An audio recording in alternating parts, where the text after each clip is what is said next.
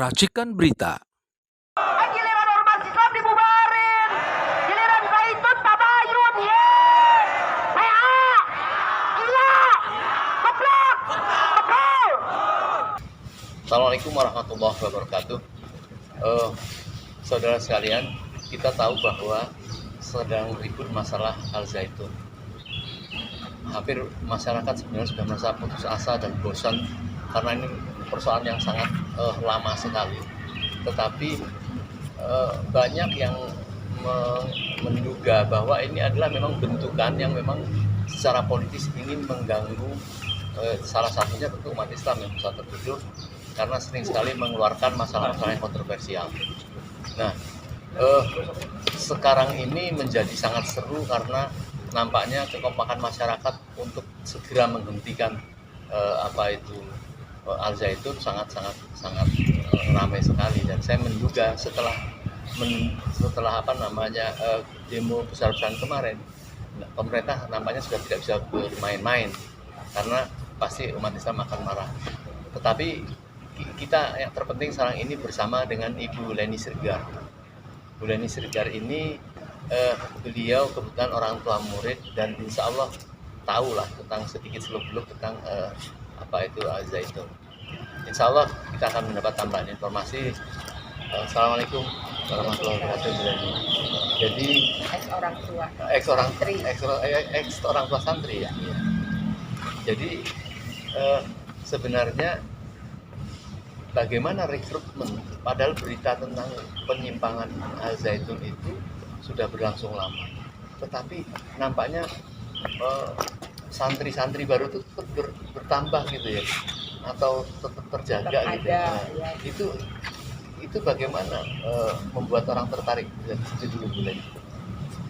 Kalau makin kesini tahun-tahun belakangan itu yang sudah bisa dipastikan 97% ya besarannya itu adalah orang dalam.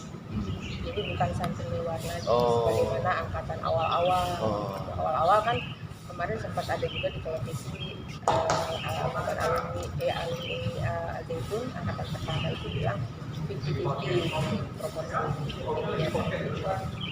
Kalau sekarang itu sudah dipastikan orang dalam, artinya secara internal pengembangannya ya.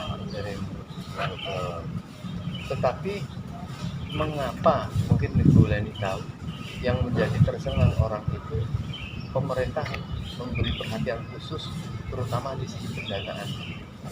Mengapa subsidinya begitu besar sekali, seolah-olah di sekolah yang sangat penting sekali untuk menjadi kader bangsa gitu.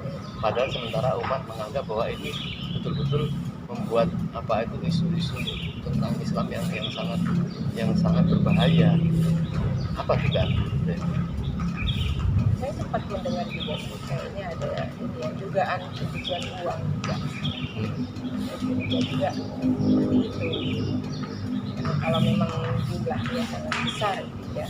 Kalau sepengetahuan saya kan dana BOS gitu, yang lazimnya diterima sama sekolah-sekolah gitu ya. Tapi berarti kan lebih dari itu. Jadi ya perlu diusut juga sih mengenai aliran dana ini. Gitu. Apalagi sudah pernah disinggung sama Gubernur Jabar kan, ada aliran dana miliaran rupiah gitu ada. Ya, memang besar kecilnya memang relatif ya. Tapi yang jadi masalah, masyarakat menganggap bahwa ini memang betul-betul dipelihara dan katanya ada backingnya dari BIN lah, keperuntukannya itu kalau itu memang betul-betul dipelihara itu sepengetahuan bulan ini seperti apa? Apa ada anak-anak lulusan dari itu memang dijamin kemudian untuk terjadi sesuatu di internal pemerintah, boleh tanggapi gitu? Sepengetahuan saya nggak ada ya. Nggak ada ya? Kalau di pemerintah nggak ada.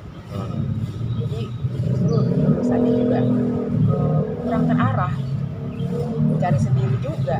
Kita tahu bahwa beberapa tahun yang lalu ada penjemputan bis TNI gitu yang konon katanya itu adalah utusan Wiranto. mengambil anak-anak itu pada saat pilpres atau diambil kemudian ditempatkan sesuatu. Kemudian apa itu mereka itu nampaknya digunakan untuk ya kepentingan politik Suara. gitu, kepentingan suara gitu. Pengetahuan saya suara itu ya pada saat itu jadi dimanfaatkan untuk menggelembungkan suaranya di sana. Karena sudah pasti di sana bisa jadi 100% sesuai permintaan kepada siapa untuk pemilihannya, karena pada prinsipnya kan harus taat pada IT itu sebagai pimpinan yang tertinggi di sana. Jadi kalau beliau perintahkan pilih si Anu, ya sudah serentak itu semua 100% dipastikan memilih. Baik, Bu Leni sebagai mantan ya ketua mantan wali murid ya. Ya, warisan. Ibu bisa melihat nggak ada satu kurikulum atau suatu ajaran-ajaran yang cukup berbeda atau menyimpang dari ajaran-ajaran umum? Kalau dari pendidikan formalnya yang saya dengar dari anak-anak tidak ada ya. Jadi hanya saja di luar pendidikan formal itu ya kurang terarah juga gitu. Harusnya kan harapannya di pesantren itu hafalan gitu kan, itu lebih banyak lah gitu yang didapat, kemudian pengetahuan agamanya, muatan agamanya ya. Makin kesini ya yang saya alami terutama di anak-anak saya itu tidak cukup banyak untuk beberapa pesantren, makin merosot dari sisi jumlah ya. Dari segi mutunya makin merosot. Itu yang anak saya dengar juga dari senior. Kemudian ya banyak sekali misalnya kejadian yang berantem apa itu sampai fisik gitu ya, itu tuh nggak kepegang sama ustadz-ustadznya.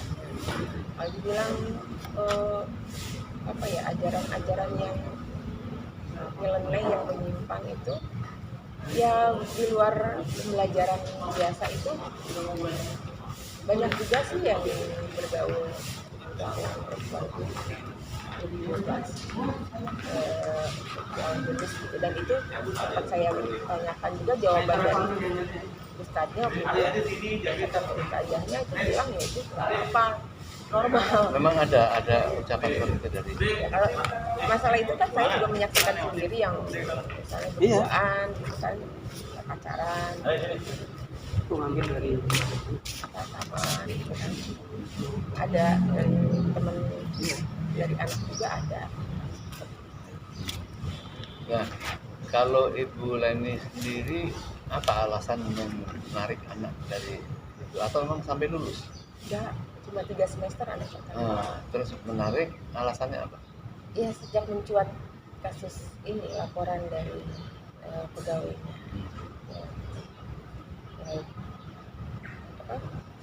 Dia melaporkan ada tindakan pelecehan seksual terhadap dirinya selama bertahun-tahun.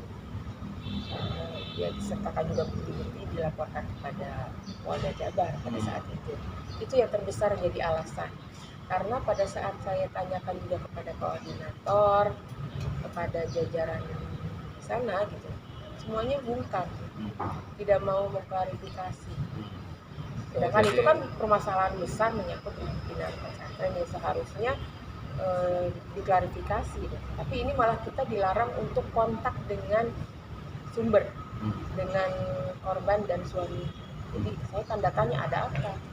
Nah di situ malah saya tanya langsung, tabayun langsung kepada beliau, 2 orang itu. Dan didapatlah sejumlah bukti-bukti, gitu, kesaksian-kesaksian. Oh, dari situ saya ambil kesimpulan, ya sudah tidak bisa ditolerir, saya harus menarik anak saya. Tambah waktu itu kan kesehatan anak saya juga tidak terjamin, ya kurang gizi, dua-duanya. Kami tidak bisa mengirim makanan, gitu. Padahal di sana juga kurang. Kenapa dikatakan kurang? Ya namanya anak masa pertumbuhan kan butuh banyak asupan. Kemudian juga ada pernah terakhir itu masalah laptop yang sulit sekali untuk dikembalikan kepada kami, pengambilan laptop itu. Ya, kami kecewa sempat udah datang ke sana pun saking ya memang mereka di sana kan saktor gitu ya, harus seizin set, semua harus seizin set.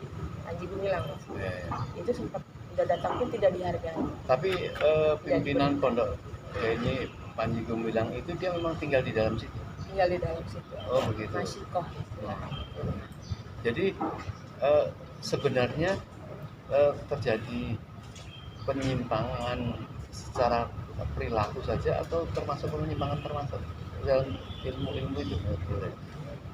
Ya dari dia pribadi ya gitu kan sudah jelas dari kesaksian, terus juga dari secara pengajaran juga ada kan, mulai ada sedikit demi sedikit itu ada yang apa sholat yang kemarin itu kan. Iya, itu kan kenapa kok ada tahu-tahu? Nah itu kami juga nggak tahu, dulu nggak ada seperti itu. Kemudian sholat yang berjarak gitu kan, puasa tonggo-tonggo yang tiap hari puasa itu semua karyawan itu diwajibkan puasa setiap hari, lebih dari sebulan puasa Ramadan aja yang diwajibkan kan hanya sebulan itu. Dan ya untuk berbuka juga yang prihatinnya dengan asupan gizi yang kurang ya, karena saya lihat juga banyak pegawai-pegawai di sana jadi pada kurus-kurus. Ya, jadi ini yang menjadi kontroversial ya. Orang mengira bahwa di sana itu memang sumbangan banyak, ternyata tidak sejahtera tidak, juga untuk anak-anak santri dan juga pegawai-pegawainya gitu ya, kasihan mereka juga. Ditambah lagi harus ada ya pemotongan untuk infak lah dari pendapatan yang mereka peroleh itu gitu. Bu Leni tahu bahwa Infaknya juga banyak besar. anak siswa yang pada saat pulang ke rumahnya dia menganggap atau menjaga jarak lah, tidak mengatakan orang tuanya dianggap kafir dan sebagainya. Dia tidak mau bercampur dalam pencuciannya, pakaiannya. Itu seperti apa? Kalau itu saya nggak dengar ya, kalau keanehan itu belum pernah mendengar ya. Jadi anak-anak saya pun biasa aja, entah karena memang anak-anak saya tuh komunikasinya bagus ya dengan saya, dalam arti itu cukup berkualitas gitu ya. Kalau dari intensitas memang makin sini makin kurang. Dan dari yang lain juga nggak pernah ada mendengar keanehan seperti itu. Jadi apa harapan orang tua murid atau mantan murid gitu ya terhadap kekeliruan atau ketimpangan Al-Zaitun itu? Apakah diluruskan atau bubarkan saja kebanyakan? Kalau saya gitu ya udah ngobrol juga gitu ya dengan teman-teman yang ada di sana, karena juga merasakan sempat berkontribusi gitu ya, untuk pembangunan di sana yang begitu bagus gitu kan. Masjidnya juga dikategorikan sebagai masjid terbesar se Asia Tenggara gitu kan, 7 lantai gitu, rahmatil alam gitu ya. Jadi bangunan-bangunan atau aset itu kan tidak berdosa. Jadi sebaiknya yang diganti adalah sistemnya. Oh iya. Ya. Jadi kita harus bijak-bijak juga gitu ya. Apa yang sudah ada itu jangan dibuat jadi mubazir. Tetap kita pelihara karena itu juga aset asli bangsa Indonesia gitu. Sedangkan sekarang ini untuk kepemilikan tanah aja udah susah ya untuk bangsa Indonesia. Ya tentu tuntutannya memang tidak seperti itu. Artinya kalau kemudian pemerintah membubarkan ya tentunya bukan untuk menghancurkan, mungkin tidak. Tapi kalau mengganti mindset seorang guru kan juga susah. Harus dimix juga dari orang luar, ustadz luar gitu ya, supaya balance juga gitu. Kan selama ini yang bekerja di sana hanya orang dalam, kebanyakan tuh orang dalam. Jadi yang sudah tapi orang dalam itu tahu nggak bahwa ini dianggap masyarakat itu menyimpang, mereka tahu nggak sih? Tahu, tapi mereka sifatnya ya begitu, tidak mau mendengar, tidak mau peduli, menganggap. Atau sudah kena doktrin dari ya, gitu ya? Itu yang sulitnya tuh merubah mindset mereka itu, karena apapun yang dibilang Panji melalui struktur pimpinan-pimpinannya itu ya udah harus dipatuhi. Dibilang nggak usah dengar berita, udah mereka ikut gitu. Iya. ada sesuatu kasus pun dibilang jangan kontak sama orang itu, udah mereka tidak boleh, tidak mau. Baik Ibu Leni, ini memang persoalan masih panjang dan ini sedang menunggu penantian masyarakat ini keputusan dari pemerintah, dan sangat bermanfaat sekali apa penjelasan dari Bu Leni, tentu yang dari orang tua murid langsung ya. Kita sebenarnya ingin mendalamin kenapa sih orang tertarik dari situ, apa karena bangunannya, kemudian kemewahan yang lain-lain. Tapi dari ini ternyata makan pun juga tidak sehebat-hebat. Iya. Ya, pada untuk masa pertumbuhan sangat kurang. Ya. Baik, saudara sekalian, kita sudah mendengar banyak dan tentunya kita semua masyarakat Indonesia sudah tahu dengan alat komunikasi yang sekarang misalnya terjadi demo gede-gedean semalam itu bisa langsung tersebar ke seluruh Indonesia. Sekarang tahu masyarakat menunggu penantian ya dari keputusan pemerintah yang adil terhadap Yayasan Al-Zaitun ini. Kalau memang tidak ada unsur-unsur kejahatan, ya mungkin ya disampaikan, tetapi kan ini udah berlangsung lama dan masyarakat menganggap, apalagi ada yang aneh-aneh dilakukan ya, misalnya meminta salam merubah dengan sama dengan Yahudi, walaupun itu katanya salam dunia ya. Kemudian ada yang paling berat itu melakukan sholat bersejajar dengan perempuan dan lain sebagainya. Ini adalah masalah-masalah yang sangat sensitif ya. Saya kira memang tidak boleh dibiarkan begitu saja. Yang kemungkinan memang harus dibubarkan, tapi dibentuk hal yang baru atau di mix. Mungkin masih ada orang-orang yang bagus yang dianggap pemerintah masih bisa untuk mengubah itu dan bisa ada menjadi bagian dari pondok-pondok pesantren seluruh Indonesia. Jangan ini pondok pesantren berdiri sendiri.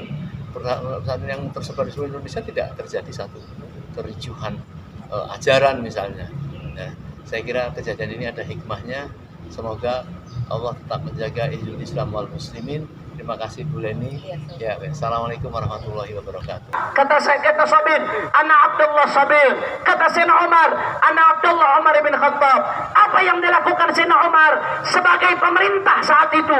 Yang dilakukan oleh Sayyidina Umar, beliau ambil itu batang korma, dipukul Sabir, dicambuk oleh Sayyidina Umar sebagai pemimpin pemerintahan saat itu, saudara, sampai kepalanya berdarah, saudara.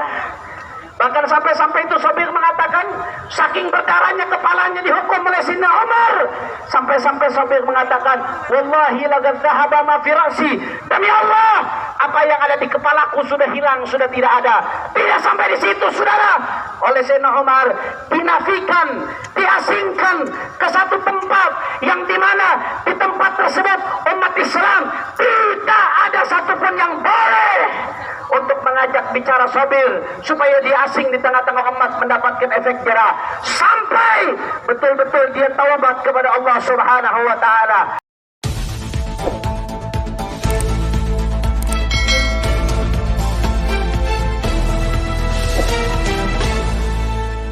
Racikan Berita